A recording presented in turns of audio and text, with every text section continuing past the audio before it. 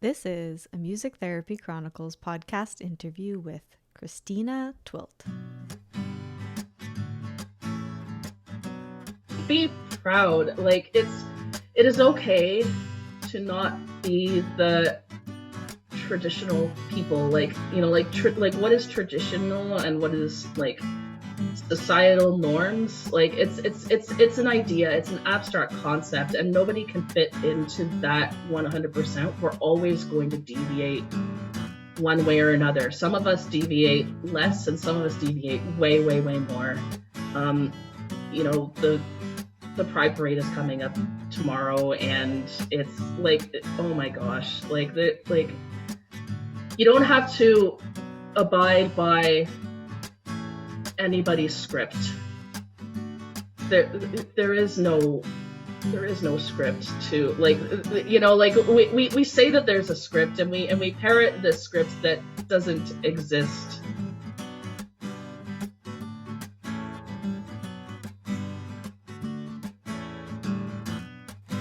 You're listening to the Music Therapy Chronicles, a podcast about music therapy from a variety of perspectives. Our ambition is to inspire and connect listeners through meaningful conversations, just like a music therapy conference you can listen to anywhere. My name is Trisha Kayati.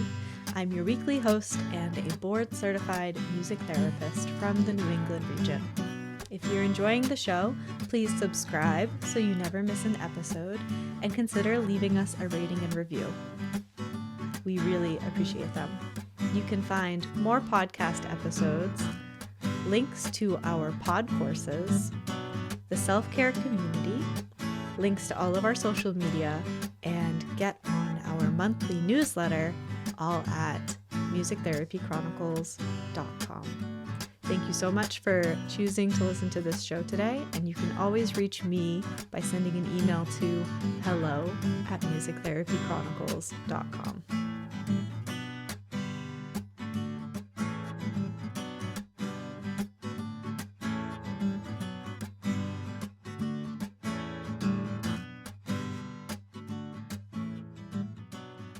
Welcome back to the Music Therapy Chronicles. As always, thank you so much for being here and listening to this show. Today, we have part 2 of my conversation with Kristina, where she shares even more parts of her journey to becoming a music therapist and continuing to grow as a person through mindfulness, through spirituality, through finding music therapy, and using her knowledge and skill set with technology to bring into music therapy. It's a really great conversation. And just like I mentioned last week, which, side note, if you haven't listened to part 1, which was released last week, then please do that.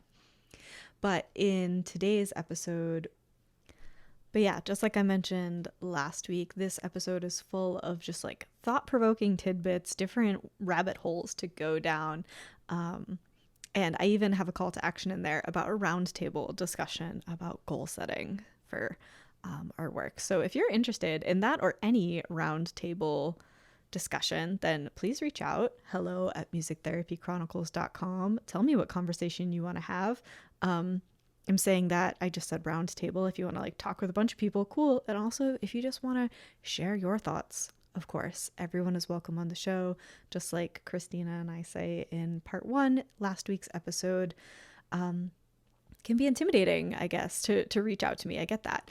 But please do. People need to hear what you have to say. I firmly believe that. I love having these conversations and learning from you all, and really grateful that you allow me to share your thoughts on the podcast so more people can learn from you. So please don't be intimidated by me. Reach out. hello@musictherapychronicles.com. I'd love to talk to you and meet you.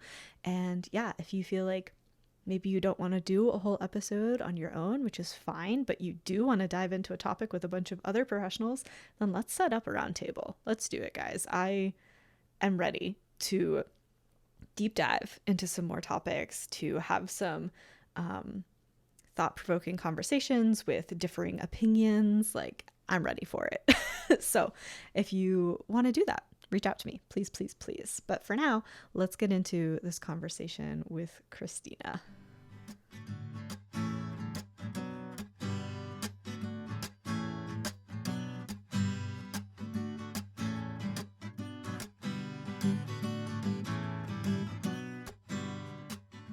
For the romantic drama inclined that are like, wait, what is happening? Because she keeps saying husband and then she said separated, so like, what the heck? To bring some closure to that, if anybody still had that open loop that had a desperate need to be closed. Mm. So um we were separated, and for the first year or so, I was um um like we were very very much separated, and then after that first year happened, then we kind of came back together and we said, okay, hang on, like, let's okay, yes, we are separated, but we are not heading for divorce. We are separated but committed to each other with the intent to remarry. And Mm-hmm. that was a really that time when I was in school, we both did so much growing. I am so grateful for that. We were each other's first everything, so there was still a lot more that we both had to experience as people. And everything that I am sharing, I've got, like, it was with his consent. I'm not going to speak about his journey. I'm just going to speak on my own. But for me personally, I know that I needed to grow more as a person and more as an individual, and I feel like pursuing music therapy was a big part of that. No longer was I like, it was a do-over for me. It was a take two. It was okay, I don't need to go along this path of what other people dictate means success. Like, I can make up my own way. It's no longer Mm. about shoulds. And that came with a lot of personal growth too, for like, how do I conduct myself as a person? It came with a lot of emotional growth. There was so much emotional growing that I didn't do, because in that comp sci part of my life, I was like charging ahead and not listening to what my body and what my heart and in some ways, what my brain was telling me. And I needed that growth. So, and that emotional growth was necessary for our marriage. Um, Mm. so we are back together as of last November. For tax purposes, basically for tax purposes, we are officially married again. So this is yet another part of the very not traditional path of, and I feel this sometimes of, when I see other people saying, oh yay, it's our 10th anniversary. I'm like, well, what do we call our 10th anniversary exactly? Like, yes, we were married 10 years ago, but we were not married for 10 years. We were married 10 years ago, and then we were separated for almost half of that. It was a large chunk of time. And I'm sure that, if I like think back on it later, like years and years down the road, it will not seem like that large chunk of time. But currently, at this point in time, we were separated for about half of our marriage. What does that mean? And it's just, I guess, like, if anybody is listening, to just um have comfort, I guess. And um gosh, I'm so not qualified to say this, but like, be proud. Like, it is okay to not be the traditional people. Like, like, what is traditional and what is like societal norms? Like, it's an idea, it's an abstract concept, and nobody can fit into that 100%. We're always going to deviate one way or another. Some of us deviate less, and some of us deviate way, way, way more. Um, the Pride Parade is coming up tomorrow, and it's like, oh my gosh, like, you don't have to abide by anybody's script. There, there is no there is no script to, like, like, we say that there's a script, and we parrot this script that doesn't exist. There might be an NFT or cryptocurrency thing parallel in there somewhere that I'm just not quite getting. But like, just, this is your life. Like, this is your existence. Don't spend it on what other people dictate. And if you find that you have been doing that, and you're like, oh my gosh, what did I just spend all these years doing? grieve. That's okay to grieve. And like, don't beat yourself up too much over it. Like, I there's some days when I'm like, oh my gosh, why did I do this? But then I never would have. Why did I go into computer science in the first place? Well, if I did, I never would have met my husband. I never would have developed the computer science skills that I have now. I wouldn't have developed the opportunity to like see different sides of the spectrum, I guess, like that masculine feminine energy. Like I wouldn't like, and I think that we're better off with all of our experiences rather than like, yeah, the pain hurts. Oh God, does the pain ever hurt so bad? There are times when like I wish I could just erase the pain. Absolutely, we all do. And this is absolutely not to say like that there's a purpose for people who harm us. Like I really don't like when people say like, oh well, that builds character. Like no, that phrase of that builds character was one of the things that encouraged me to ignore those feelings. So I don't ever want to validate or justify when harm is being done to another person. That's not at all what I mean. um I do mean that like all of our experiences that we go through are they make us who we are. They are part of our constellation of us, and that constellation of us is always growing, it's always changing. And yeah, so don't it's never too late to throw away the script. And it's also totally normal to question, why did I throw away the script? And that's part of it too, and it's normal. And if you decide that you want to veer back to the script, like if like that's part of the self-discovery process too, is like, as I think as children, that's part of the development, is like we'll push boundaries, and like sometimes we will go too far, and then we recognize, oh hang on, that's too far. Let me take some steps back here to get truer to my North Star. And that's okay. We're all just muddling through. Have I said enough cliches? I don't know if I've said enough cliches yet. But they all hit right on. I'm just thinking about like, yes, that time in your life was very painful, very important, very transformational, I'm sure very healing, but also how beautiful to have a person in your life who could support you in that way, who could say like, hey, like this is not, we're not thinking in extremes here, this isn't the end of anything, but you need to do you and I need to do me, and like we'll figure it out at somewhere on the other side of this. And for someone who could potentially be listening to those scripts or be in like this stereotypical success mindset, that they could have brought things to extremes and said like, nope, like in order for me to go on this next journey, like we need to end where we're at. So I think again, it's important for anyone listening who's kind of at any crossroad in life, whether it's a career shift, a relationship shift, a big geographical move, like whatever it is, it doesn't have to be this extreme or this dichotomy. But also listen to your body. If it's very clearly Mm-hmm. telling you to choose one of those decisions, and listen to it. Yes, and do both. Yes, and I mean, truthfully, I at that time I was the more extreme one. I was the, all right, nope, that's it. This is ending. We're getting a divorce.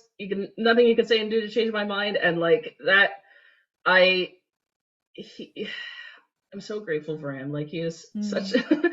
he is such a wonderful and fantastic person. And it was, yeah,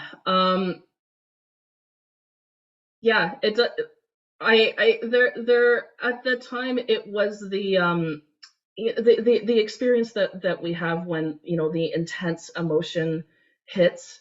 And like then when we like when we're in that period of intensity, like we truly believe that we're seeing true, like that we're seeing it for the first time. Like, oh, I had the wool pulled over my eyes, but now in this really heightened emotionally charged state, I'm seeing purely for the first time in the future. Mm. I had that experience as well very strongly with depression, where like at my deepest, I thought, like at the deepest depths of darkness, I thought, oh well, like everybody was just saying fairy tales before. Like that wasn't, like now I'm seeing clearly for the first time. Um, but then after some more time and growth had happened, then, calming down and getting back, or in the depression state, getting back up to center, recognizing that, oh, right, the phrase "I didn't mean that" always felt so weird to me, because when you are in that emotional state, you did mean it. Maybe you don't mean it now when you're calmer, but anyway, yeah, that was, I guess, like, just to clarify that I was in that highly emotional state, and that um he was and is still, committed, and and Part I'm of your lucky to journey have here. him. Yeah, exactly. I'm so lucky to have him. Good. I'm Ah, glad. I'm happy for you. thank you. Do you want to cover anything else before we do the rapid fire? Oh my gosh, yeah, yeah. I'm looking at our outline, and I'm like, we didn't go to, well, no, we I did think we hit I think touched hit on most of these everything. things. Yeah. We did touch on things. Oh, right. Okay, yes, there was one thing I wanted to say. Okay, we as music therapists believe that everybody is musical. I put forward that we, everybody as people, that we are inherently technical. Hmm. And what do I mean when I say that? People created technology, and we created technology with the intent for it to be used by other people. So first of all, there's the, like, there I want to encourage people that, like, it's like, I promise it's not rocket science. Like, it's like these things were made, and I mean, like, there are some things that were made, and are made, that are not the most intuitive. um one music therapists say intuitive. Computer, like me, my technical minded, says not the most user friendly. Mm. But, like, really, it's all, like, technology is all about exploration and experimentation. Mm. Like, like, I don't see myself as um smarter than another person that's, like, not technically minded, not at all. What I see it I see a lot in music therapy is there's a hesitancy and a resistancy, like, oh, I'm not tech savvy, I don't understand, like, this is a different tool that I just don't understand. But don't we find that so much with our clients as music Mm. therapists, that resistance to, oh, I'm not musical, no, no, no, like, other people are talented, that's not my thing. And Yeah. so I want to put it out there that, like nobody is expecting anybody to be like a technological god or goddess, like omnipotent being. Like thinking back to my, like, recording Once Upon a December on the cassette tape. Like, I wasn't just born with the ability to do that. I was like, what is this thing? And I broke it down into its parts. So I'm like, okay, so there's this tape, and this tape can have, like, things stored on it, and what are all these buttons? What does this button do? And, like, just play the buttons, just like with music instruments, like, play the strings, like, blow into it, just explore what happens when I do this, what happens when I do that. And when you explore, the programmers have created symbols that hopefully will serve to serve as a clue to think about, oh, this is what this means, like, this arrow means it's going forward. Oh, these, like, two arrows mean it's go like, wow, hang on, why is there two? Like, that means that it's also going forward, but I guess it's going faster. Oh, okay, like, this is, like, and it's so funny how I'm using, like, older technology, but it does show through, right? Like, like, I'm Mhm. thinking about that in terms of the cassette player, but those two arrows, those two, like, solid golden arrows, like, that goes forward into YouTube. Like, is the skip ahead 5 seconds feature? It's, for the podcast to listen at a faster speed. Like, just play around with it. It's, like, we are all technical. I think we do have the ability, and, like, it's this is an invitation, I guess, as well, to play, to get back into that childhood space of exploration and wonder. And what does this button do? I wonder, what if I do this? What if I do that other thing? And if you're able to do that, like, what a great way as therapists to be able to do that ourselves and to Mm. encourage, like, and if we are able to do that ourselves, then aren't we in a much better place to be able to encourage our clients to do that too, to step out of their comfort zone and to recognize that, yeah, okay, hang on, like, whoops, that was a mistake, but isn't that funny how much of a mistake that was? And sometimes those mistakes offer, like, we need to make those mistakes so that new creations can come from that. Like, that's the thing that Mhm. happens too. Like, oh, this didn't turn out how I wanted it to, but actually I like this a lot better than what I wanted it to, or what I thought that I wanted it to, I suppose. And yeah, so play around, like, just play, be a kid and play. That's a perspective shift that I definitely needed to hear, that we're all inherently technical. I think so. Yeah, Yeah. Yeah. we because we all inherently love to explore. We Mm. all inherently love to experiment. Like, the evolution perspective, we use tools to get things done. Like we're a species that uses tools. We've evolved that way. Technology is just another set of tools, just as our musical instruments are tools, just as our counseling and psychotherapy, in some cases skills, are tools. It's just another set of tools that we can use to expand our toolbox. And Love that. yeah. Love that. Mm, Oh, beautiful. Thank you. Thank you for sharing that. Thank you. thank you.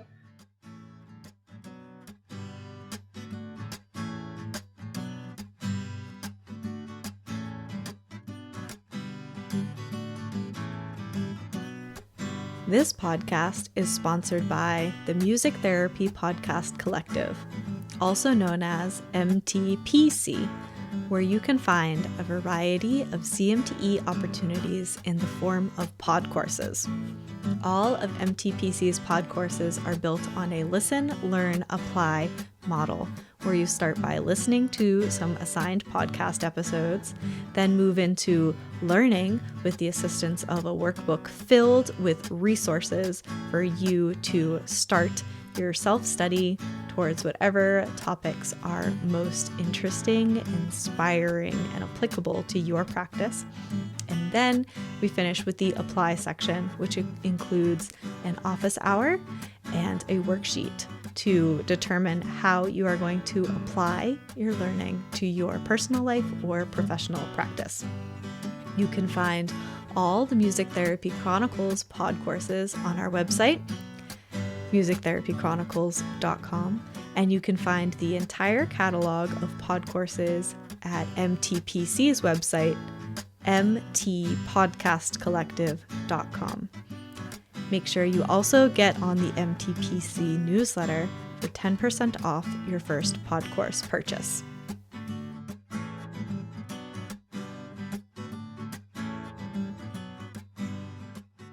All right, are you ready for the rapid fire? I'm ready. Let's do it. Cool. Coffee or tea? Tea. Coffee gives me panic attacks.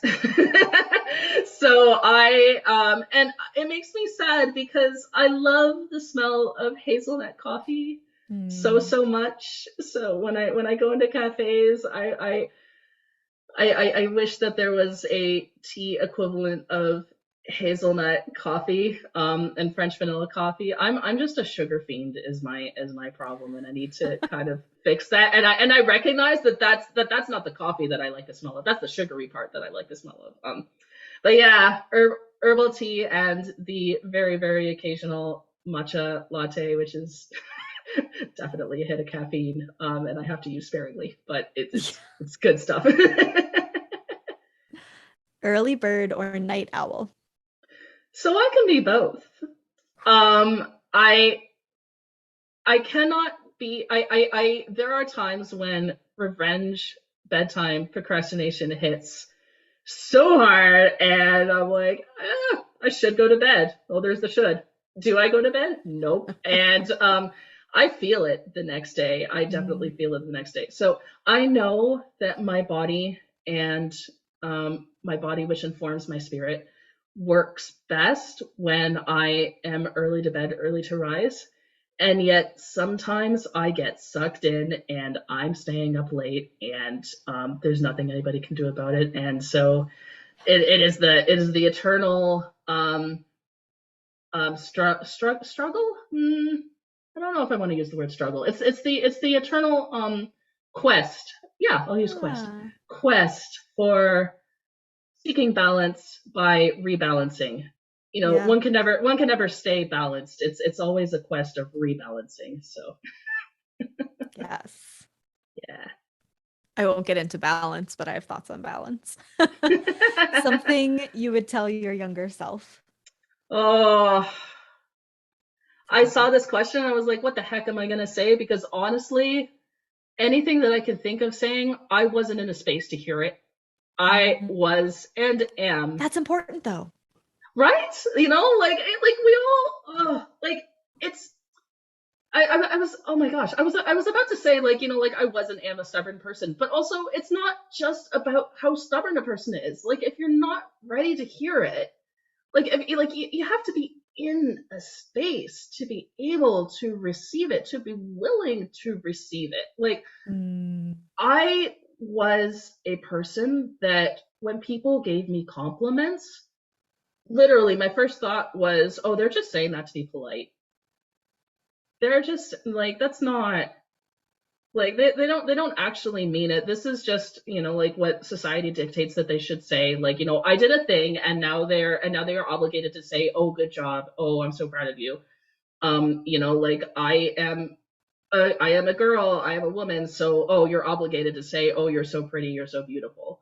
um so like I could not receive compliments at that point, and in a similar way I like there was a lot of advice that I was so stuck in the script of like when I filled out in high school, we did the career personality test and the Myers-Briggs. I literally filled it out the way that I quote unquote thought that I Mm. should fill it out, the successful thing, which was another reason why why that test led me to computer science, because I did what I thought I should do. And there was so much that I remember people telling me to follow your gut, to follow your heart, and I wasn't ready to hear it. It was just no, Mm. like maybe other people can do that, but not me. Um Yeah. I think back to if I could tell my younger self like those people that bullied you, they were like and other people told me this. The people that are bullying you right now, and I had a lot of bullying like all through elementary school, all 8 years of it. And people told me like yeah they're hurt like now we have the phrase hurt people, you know like they're putting you down because they're self-conscious. And like logically as an adult, yes, I understand that. As a child going through that, that did not I couldn't have done anything with that. Like what do Mm. I do with that as a kid? Like there is nothing. I didn't have the tools. Oh, there's a thing I could do. There's a thing. If I could say one thing to myself when I was younger. You know that feeling of feeling the like stepping out into that snow with that fresh layer of snow and just like really like feeling and noticing the crunch and the smell and the weight of your boot and the way that the light glistens off of the snow and how it looks like diamonds and how the air just smells different because it just snowed. Like keep looking for things like that. Just keep noticing. Mm. Yeah. Beautiful. I live in New England, so I do know what that feels and sounds and smells like. So yes. It's a wonderful thing. It's a wonderful thing. Mm. Oh my gosh.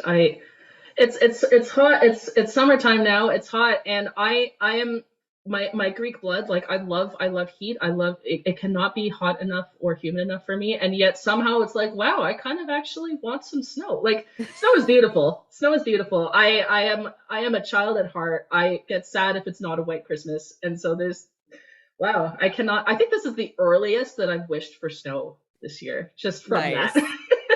Nice. I'll go on a little side note here. So my partner Chris is from Florida. Not Mm, much snow in Florida, and so he moved here as an adult and was here for we lived together for his first winter. And it was like having a little kid because he didn't understand. Like I took him sledding, right? We go sledding down the hill. And then he yeah. starts walking up the trail of the sled. And I was like, what are you doing? He goes, I'm walking back up the hill. I was like, you have to walk up on the side. You can't walk where you sled or it'll get bumpy. Like, If but you yeah, walk it up was a like slide, if you walk up where people slided, you risk being careened into. Like that's also that. Yeah. So, but it like reminded me of all those things. It's like, oh, like this is all new to him. It's all new to him. oh my gosh. I remember I watched a lot of I think in Canada it's called the Family Channel. I think in the States it might be just ABC or Disney Channel. And I remember there was this segment that where they were like interviewing people from different parts of the world. And so there was these two Australian people that had never been to Canada before, and they were like, "Have you ever built a have like they were in the snow for the first time ever, and they couldn't believe it." And the guy interviewing them said, "Have you ever built a snowman?" And they said, "A snow what?" Like, like it just never like occurred to them. So like them building a snowman, and they're like, "Whoa, you mean like the snow just like stays together and like you roll it and it gets bigger? What?" Like Yep. Yeah, but only if it's like the right amount of wetness. Like really dry snow exactly. is too flaky and it won't stick together. It'll just blow away. Yeah. Same You thing. need So, proper. you know, when you take like boiling water and you throw it into the air and it immediately turns to steam because it's so cold. Oh, I want to do that. There Yeah. still is a part of me that's like, oh, that seems unsafe. But also, I want to do it. The science nerd is Yeah. like, oh, let me see this. Oh, this is Well, so cool. that was another thing. So Chris has a degree in physics, and he was like, "No Ah, way!" And so like the first windy, cold day we had, I was like, "Go boil some water. We're gonna throw it in the air," and it turned to mist, and his like face lit up. He's like, what is this? It's like this is I, winter. Welcome, welcome to winter. I love it. I love it. I am reminded of the Book of Awesome and the Book of Even More Awesome. Just like those, like the little things that give joy in our lives, like and Mm. just how cool and weird and wonderful and fantastic this experience is that we all get to have on this planet. Oh, so cool, so cool. That's a good segue into the next one. What is your Oh, music therapy elevator speech? oh, I hate this question. I have been okay.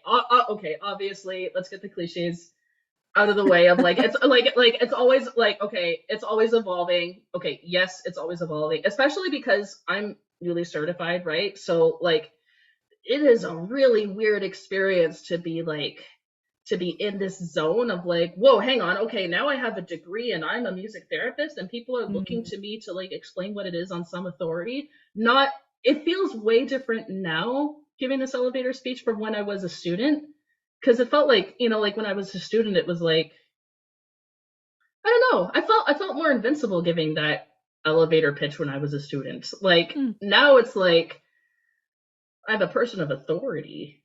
Like I'm a music therapist, so clearly I should know what the heck I'm doing and what I'm talking about, right? Like I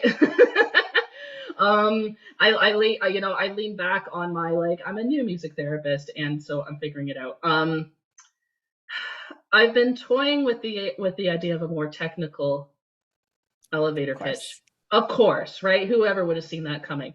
Um so the um using the different property music therapy is when a music therapist uses the properties of music, either as tools to help their client grow in some way. I still don't like that grow in some way, but like because Mm. grow. So I mean, it's a blend of it's like properties of music, like in computer land, like you have different objects that have properties. So like, like you have like there so these objects, they can be, the technical speak is variables. You have variables. You have your x variable, your y variable. You have a variable for a ball. This ball has the property that it is a sphere, that it has a bumpy texture, that it has a pentagon checkered shape thing. So, oh, okay, this is a soccer ball. So music has these properties that we tune into, right? Like we tap into rhythm, we use melody, we use harmony, we use overtones, we use the tempo, and we alter those properties. And sometimes, like we're not just gonna like play a song verbatim from beginning to end. We tweak those properties around to help our clients grow in some way. And I really, I have a interesting relationship with the goal oriented approach, and I don't know if this is, okay, so like this is a Kristina hot take right here. I suck at goals. And I don't just mean that in the, oh, it's so hard to like write goals, because yes, it's hard to write goals, but like when I was a kid and like they told me like, okay, like where do you see yourself 5 years from now, 10 years from now? I don't know. How do people do that? That just seems like you wave a magic wand and you just know. Like, how did what? So like, because I struggle with that myself as a person, I really struggle to prescribe goals to my clients. I'm much when I was in my internship, we talked to, like it was weird because when we were in our placements, we made our goals in a silo. Like we music therapy students made our goals for the clients, and that never felt right to me. Like why, like who are we to dictate that these people should be working on XYZ? But I mean, like for the purposes of an educational thing, and in that structure, in that context, like we were very beginning, so like I sort of understand it. I still don't agree with it, but I understand it. And then in my internship, it was no, like because I was working with kids that were recovering that were in rehab for the hospital from different surgeries or different injuries. And so like the kids won't necessarily, sometimes they do. Sometimes they're like, I want to work on this thing, like I want like my arm, like I just had surgery on my arm. I want to get stronger. I want to increase my range of motion. Okay, yes, cool, let's do that. But then, it was also like talking to the parents, like, what is an important thing for you to be working on? And an advice that one of my supervisors gave me was, not all parents are, oh, I can't remember the exact words that she said, but it was basically like the advice of like, you don't have to use the word goals to the people that you're working with, because like, and I think it's a different language thing. Like people have preconceived notions of goals. Well, goals, what kind of goals? Like they're not going to know that we're looking at the different domains. So like when we ask what goals you'd like to work on, like it's on us to give them examples. Like, would you like to work on social things? Would you like to work on communication? How about emotional regulation, turn taking, sharing, eye contact? Like those all are goals and goal areas. Wow, this is the longest elevator speech ever. But like anyway, so like the goals. Also, the other thing that I don't like about goals, and that is hard for me for goals, is that I think, okay, this is what the goal should be, but then the client will end up growing in another way that I never could have expected. And what happens then? Does that, like, in my mind, that means that the goal didn't serve, um the goal falls short. The system doesn't work Because for you the can't track person. that progress with the goal you wrote. Yes, It's something exactly. else You that, can't yeah, track yeah. it. Exactly. And then we get into the lovely qualitative, quantitative stuff, right? Like, Yes. like, oh, goals are important because we need, goals need to be measurable. Smart goals are a thing. Um there's a new thing that had heard about on a podcast. It's Tanya Dalton. This is a name that I do know because I'm listening to her podcast regularly. And she talks about like the smart goal system. I think came around in the 80s, Mm. so it's fairly new. Um, but also we've been using it for a while, and like it's a good framework, but also no framework can ever be perfect. Like it has some pitfalls, it had some shortcomings. So she came up with a different framework called the impact framework, and for the life of me I cannot remember what all the letters mean. I think I've But heard about that one. have you? Yes. I Like don't I remember it. But the I stands for inspiration. I do remember that. And when I heard that, I had to hit the pause button. I was like, "Whoa, hold the phone. Inspiration? Like that's like a human emotional feeling word. Feelings mm, apply to goals?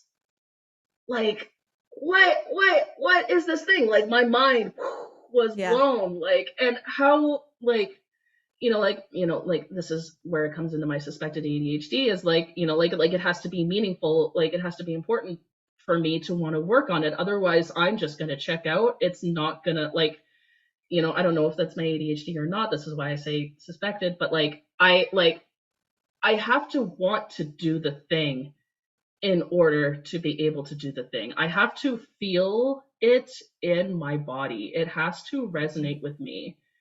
In the words of, I think it was Marie Forleo that said, if it's not a hell yes, it's a no. And like, it's got to be a hell yes, not just a logical, yeah, this makes sense, but it has to be an emphatic, enthusiastic, full body, full soul yes, Yeah. yes, yes, for sure. Yeah. Um, and I who am I to prescribe that for my clients? Like, oh my gosh, like I don't know. And so I'm navigating this also as a new music therapist. How do I document? How do I document? Oh, documentation. I think as a profession, we're having more conversations around goals and objectives and like being critical, like critically thinking about them and taking this social justice lens. Wow, my tongue. Um, and like this, I mean, it should be a roundtable discussion, right? Anyone who wants to come on the show, Yeah. do a roundtable about goals that would probably take several hours. Like, Please, I'm can here I be for on it. it? I would love it. Yes. Yes. Reach out. Put like goals in the subject line or something. We'll set it up. Yes. Oh yes. Oh yes. Yes. Yes. Cool. All right. For the sake of time, are you ready for the next one? Okay. Yes. Let's do it. Okay. Your favorite self-care practice. Swing dancing.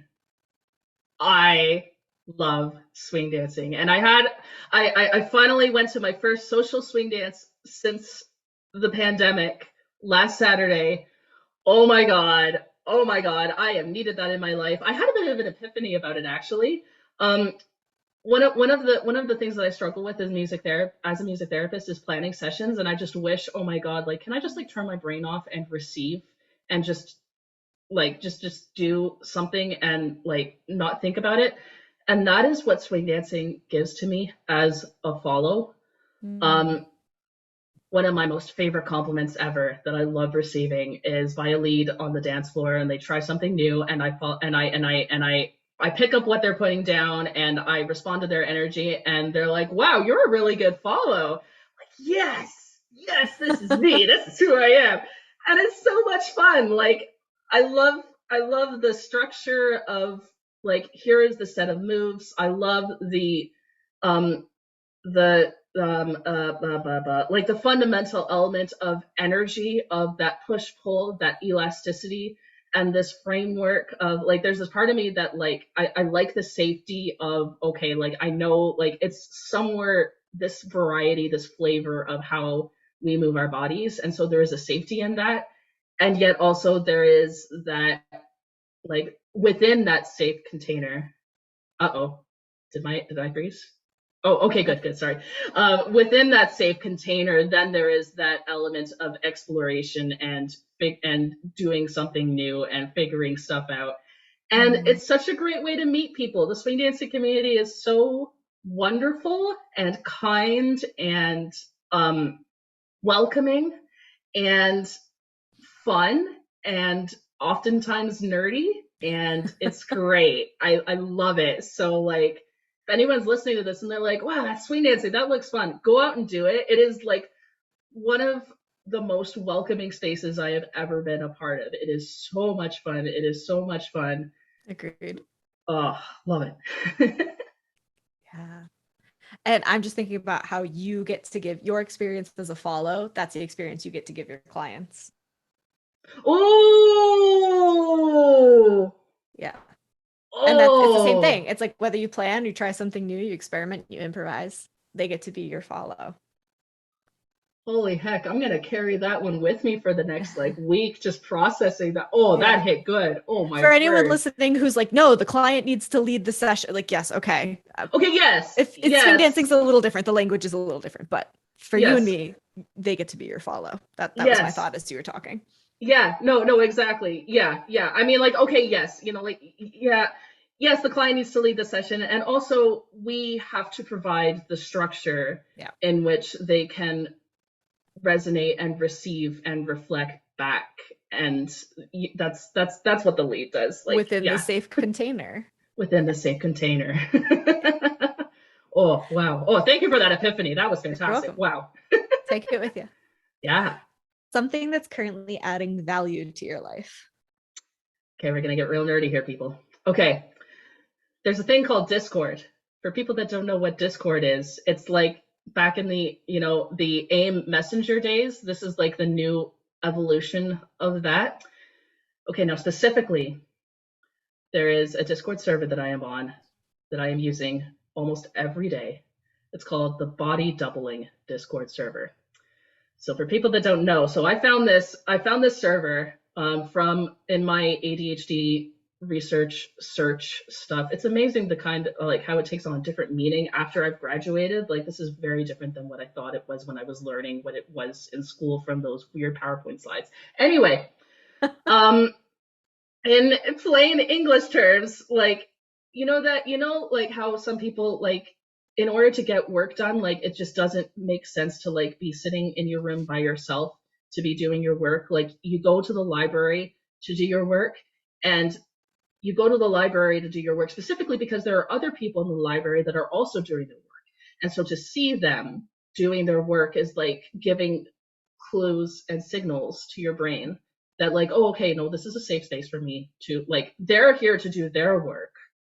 They're calm and doing their work. So, okay, I will resonate off of that energy, and that gives me the energy to be calm and do my work as well.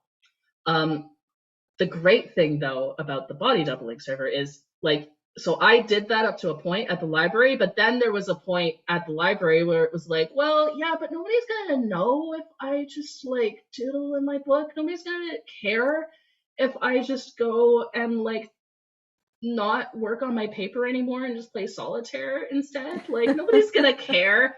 So but the body doubling Discord server is basic. It provides that one level further for my brain and how it works is like no, like Mm. this is like a very small group of people that we are actually there to do our work. And because I think there are I actually I'm not sure. I think that there's a good amount of people like that come across the body doubling because of ADHD. So there's a lot of ADHDers that are in that server. And so of course there's going to be a little element of wandering and then coming back. Oh, look, there's a mindfulness element to this. Oh no, our mind wanders and then we're coming back. But anyway, so it's that server is great because it has video like a video function as well. So like I can literally see, oh, this person is doing their work. And so when I'm like working on something by myself in this room and I'm staring at the screen and my emotions get heightened, I freak out, oh my gosh, I can't do this. Too many people are counting on me. I feel inferior. I'm going to mess this up. Oh my god, what am I doing? Oh, look, right there. I've pinned the video of that person. They're doing their work. Okay, right. I'm here doing work. That's okay. So Mm. like it is an emotional regulation tool that helps me get my stuff done. And like that combined with I have binaural beats oftentimes going on my phone as well for like to have that music. And sometimes I'm doing like most often it's binaural beats. Sometimes I have a bit of a more energetic music playlist that doesn't have words to still like help me focus. But yeah, the body doubling Discord server, I Got love it. it. I love the way you explained that. Thank you. All right, your favorite song or intervention to use in a session? I love just improvising with people. Yeah. I love I got the opportunity to do that in a group with in a group of women who are undergoing cancer treatment, and it was a nice break to just because oftentimes I'm working with autistic kiddos, Mm. or I'm working with adults in a group home that have cognitive impairments, and so it was really nice to be able to like for that intervention to be like, okay, like let's do a brainstorm intervention. Mm. Let's do an improvisation on the word trust. Like let's just play and see what happens. We're all listening to each other, we're all resonating with each other. And every improvisation is different, and almost always it's exactly what the people need. It's exactly what, and I really do like that in a group setting too. I've come to realize there's this full body element of sounds that happens that Mm. I really love, and I love resonating with my clients. And maybe that I guess is, as I say that, I recognize that it's a problematic thing because I'm supposed to be serving them. It's not about me, but also It's a relationship. it is a relationship. It goes two ways. Mhm. And yeah, yeah. So I love improvising with people. Awesome. Last one, where can the listeners find you and connect with you? Okay. So I lurk in a lot of places. I don't post very much, but I am lurking. So if you're interested in so for my best way to get in touch with me is my email, Kristina.twilt@gmail.com. Kristina with a K dot TWILT@gmail.com. I am on Facebook, again, Kristina.twilt. My LinkedIn as well is Kristina.twilt. I get notifications on LinkedIn. I don't check there religiously, but I get notifications. I'm on Instagram as well as Kristina.twilt. Again, I don't post much, but I am there. And also for anybody that's in Ontario listening, I didn't talk too much about the Music Therapy Association of Ontario, but music therapy on musictherapyontario.com. Check out our newly refreshed website. For anyone that's my email there is publicrelations.mtao@gmail.com for your PR needs. Most of my roles lately has been involved in website stuff, so I'm actually very excited to get back to my actual PR type role. um, but yeah, and no matter how you reach out, let me know that you heard me on Music Therapy Chronicles, because I get messages from people, because I'm involved in a bunch of different communities, and I Mm. like figuring out like, oh, how did you hear from me? Where did this really like I like this where did you hear me, this really weird person that like is involved in a lot of different things? Like how did you come across me? Because I'm involved in different Yeah. communities, so Well, thank you for coming on here so people can learn from you and hear everything you had to say. And I know they'll get a lot out of it. oh my gosh, thank you so much, Trisha. This was so fun. I hope people do get something out of it.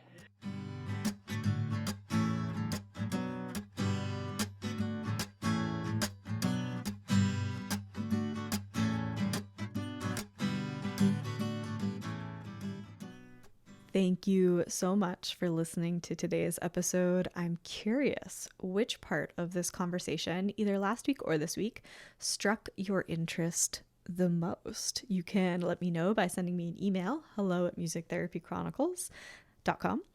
You can send me a DM or a message on Facebook, I guess, where Music Therapy Chronicles on all the platforms. or you can comment on our latest post about this episode. But yeah, I'm curious about which part of this awesome conversation piqued your interest, because like I've said a bunch of times, we touched on so many different things that I would love to dig in more. So I want to hear what you're interested in. And of course, if you want to be on the show, please reach out to me. hello@musictherapychronicles.com. I'd love to meet you and talk with you. That's it for today's episode, though. So thanks again for tuning in, and I'll see you in the next one.